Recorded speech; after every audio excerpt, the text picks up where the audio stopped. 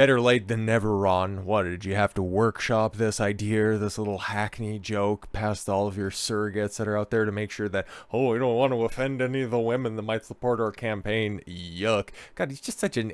Anyways, I'll get down an entire rabbit hole in and of itself. But yeah, there's still a lot of steam in this Bud Light situation, especially dunking on their failures, and we're going to be doing that throughout the week with the new marketing campaign that's going to be coming out, but focusing specifically on Dylan Mulvaney, or the lack of Dylan Mulvaney appearances outside of the Tony Awards.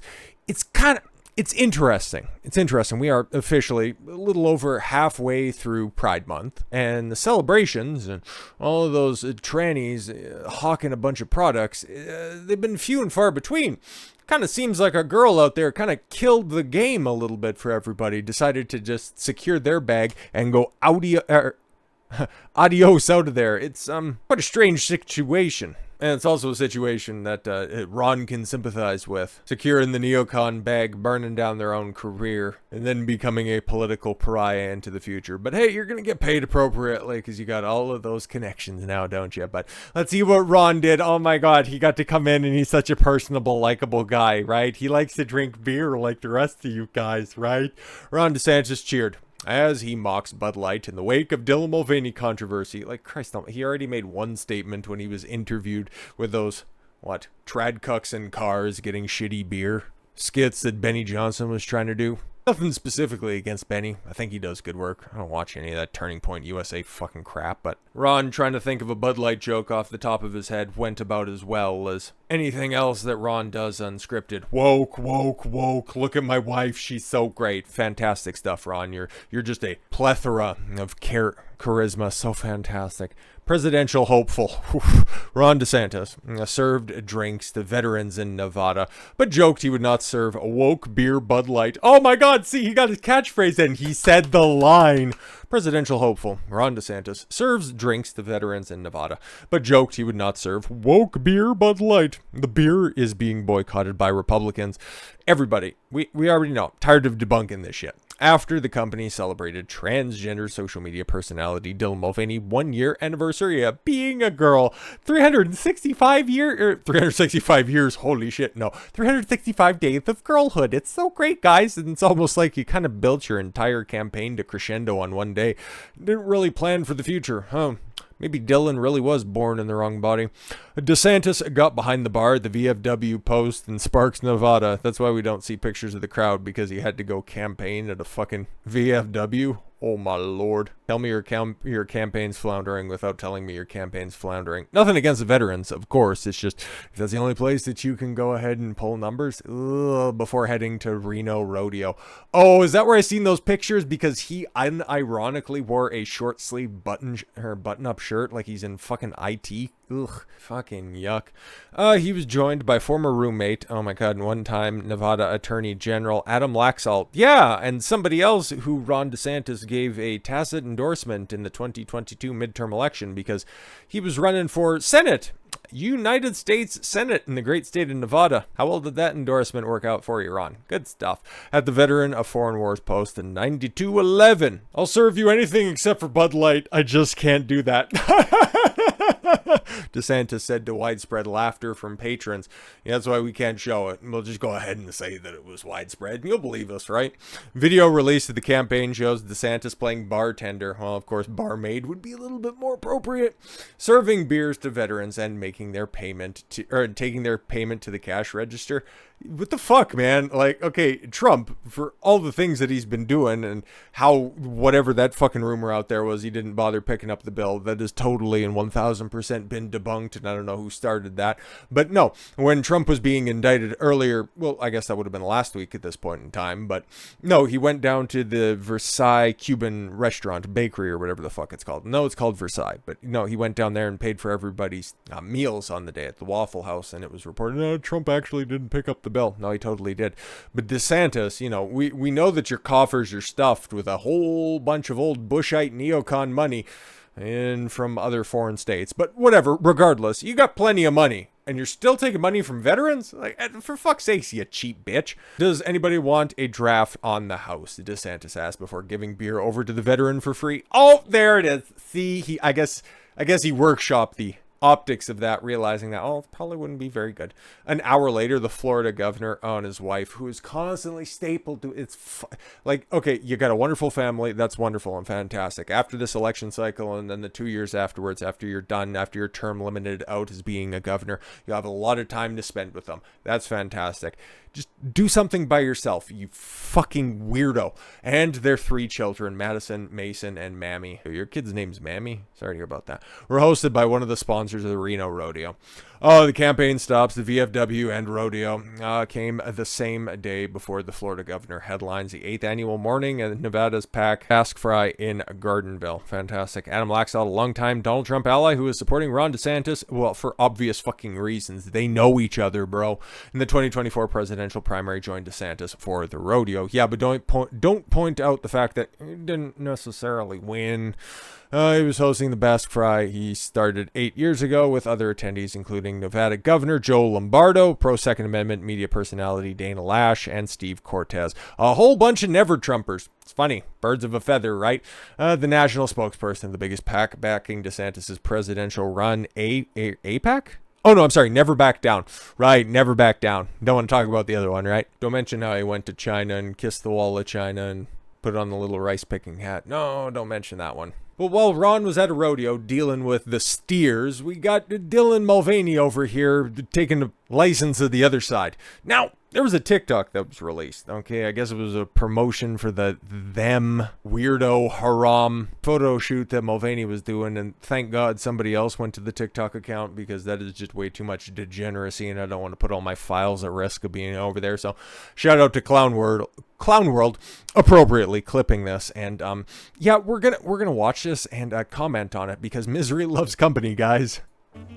So my them cover came. Oh my God, Jesus Christ. See the magic of Photoshop right there. And then also a professional makeup team. A little bit of a difference between even facial features. Like, Jesus Christ, that's frightening. I understand that's probably an inopportune screenshot and anybody can look a little bit off. But, oof. Came out today, and it's like, am I my type? What the fuck is going on here? Okay, so, am I my I don't know. What, like, HIV positive? It's sexy? Oh, wait, what? I love it. And I talk about this in the article, but I feel like Merch. Last year I was very hyper feminine as a way to kind of like protect myself and shield myself. Okay, like there's a lot of things to parse out on this, and we'll touch on that at the end, but that's the cover, right? That's the cover, and then there's also other pictures that were also from that same photo shoot where Dylan's still very hyper feminine. Like, I might as well pull those up. Like, yeah, here we go. Here's the Instagram post. So yeah, that's the cover, okay? And then, okay, that's still the same ilk. I wouldn't necessarily think that is terribly masculine, but all right. But yeah, there's a picture of a twink in a tree next to a bunch of twigs. Interesting. And then, yeah, you got the Jackie O haircut and this stupid O gimmick for a bathing, I don't know, to cover up non-existent titties. Like, what the fuck? Then again, back to the tree, just a rope not included, I suppose. So anyways, back to what the nutcase has to say about this. And don't get me wrong, like, pink is my favorite color, but I was just Okay. just afraid of masculinity in general. Oh, okay. And I can look at this photo now and I don't feel any dysphoria because I know that it doesn't change my identity. This is why this is just all complete nonsense. Okay, you're dressed up in a suit, okay? Most of a suit, no tie or undershirt or anything like that, just the waistcoat and then the jacket. And it's like, okay, pinstripe suits kind of went out in the 1920s, but that's fine, nothing inherently wrong with it, except for the work of Satan wearing it, all of that other stuff, but all right. And I actually think this could be very feminine. No. So this is like, you know what? I am ready for life after girlhood. Life after girlhood. What are you trying to get at here? Loving this. It's a new era, baby. Hot. Woo, love ya. All right, I could have done without that. That was pretty AIDS. But I choose this frame right here to stop on, mostly because that face is very funny, especially in contrast. Like, that's the same person, I guess. But there's so many different stories to tell in this situation. Two of them, one of which a lot of people are pointing out as well. Okay, maybe this is a pivot back towards, what, heterosexuality, I guess. That's what they're trying to get out there. A bunch of different pundits that are out there. I'm not naming them mostly because there's just so many who have come to this conclusion, which that somewhat kind of agree, mostly because kind of all the sponsorships, they've kind of just run their course, and everybody realizing that associating and affiliating with you is kind of a little bit of a financial lobotomy. So we'll just go ahead, don't call us, we'll call you. We'll get back to you at a different point in time. You can just go and, go on the gay award circuit and just go make your grift out there. Fantastic stuff. Wish you the best of luck when it comes to your influencing career. Just fucking move on with the rest of your life. But what I see right here is not somebody who's really confused about anything outside of, well, the obvious, getting the surgery and shit like that. This is a hyper narcissist, okay? Am I my type? Oh, I look good. Look at me, look at me, look at me. It's always simply an attention play. That's always what it's been, even at the cost of one of the most well-known brands in history, Anheuser-Busch, Bud Light, hell, the entire Anheuser-Busch umbrella, realistically. Take a look at some of the other sponsorships beforehand, just making abject mockeries, just realizing that it's kind of weird because you can also extrapolate this out to different Hollywood castings as well. It's like if you're going to be telling a biographic story of, I don't know, Sting. I'm just looking over at the music catalog. Okay, Sting and the Police right there. Okay, if somebody was going to tell the life story about Gordon Sumner, that's his real name, they wouldn't cast Travis Scott to do it. It just wouldn't be appropriate. But if Netflix got the right to it, they would definitely try to, finagle their way into certain things. But it's incumbent on the people being cast for these inappropriate roles to realize that, well, I'm not really, fit for that. It's like, okay, if I got asked to do the biopic for Shaquille O'Neal, I'd be like, I'm flattered, but no. But that's what you get with Mulvaney and his ilk. Is a bunch of narcissists willing to go under the knife. Not entirely sure for what other surgeries, but we know, factually can prove, facial feminization, whatever the fuck that is. I got a couple of not safe for YouTube jokes that I can make on that one. Gosh, but that's reasonably kind of reversible. And even if, all of a sudden you wanted to come out and have that entire griftathon afterwards, oh my god, now I can tell my detransition story, like so many people have in the aftermath. I have a lot more sympathy for the kids that ended up getting taken advantage of in this situation than reaching a full age of maturity and realize that, oh, I was kind of sold a false bill of goods, and now I'm sterile and I've chopped or lobbed or attached some things and I'm never going to be able to get back, and now my forearm looks like I've been in a cage fight with a tiger. But no, you can see these patterns over and over and over again. Me. I'm getting all this attention right now because I'm being me. No, you're just feeding your ego being me. And then now, as your star is fading, you kind of have to reinvent yourself a little bit. That's why you leak out that information that, oh, I'm kind of attracted to still kind of attracted to a woman, and doesn't that guy on that magazine look kind of hot? Oh wow, you're obviously flamboyant. Chances are you're probably gay. Given the lack of actual talent in most of the entertainment fields, there is a niche that you could carve out where you didn't have to go, get anything carved out. But just like chicks that decide to go to OnlyFans because it's your only option available, you took the path of least resistance with the highest and quickest way to achieve some sort of wealth and notoriety, now realizing that the long-term consequences are going to be severe. So, good job.